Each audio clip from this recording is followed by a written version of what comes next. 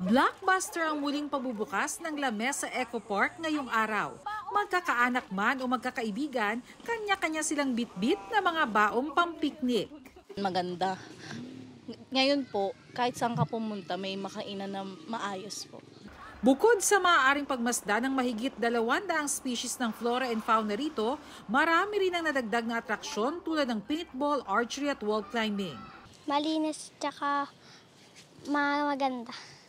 Unang bahagi pa lang ito ng mga pagbabago sa Eco Park. Sa Phase 2 at 3, ide-develop ang camping site at magkakaroon ng bike at hiking trail.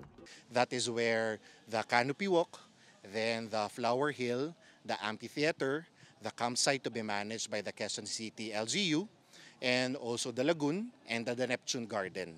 Para mapanatili ang biodiversity sa lugar at kaayusan ng park, lilimitahan sa 1,000 ang maaaring bumisita kada araw, mula alas 7 ng umaga hanggang alas 4 ng hapon.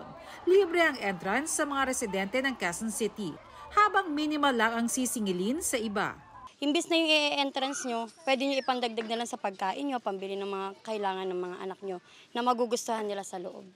Mula ng pansamantalang isara itong Lamesa Eco Park noong Pebrero, marami na mga naging pagbabago dito. Ngayong bukas na ito, mas maganda na ang kapaligiran at pinagpapatibay rin sa mga nagpupunta rito ang kahalagahan ng pangangalaga sa kalikasan.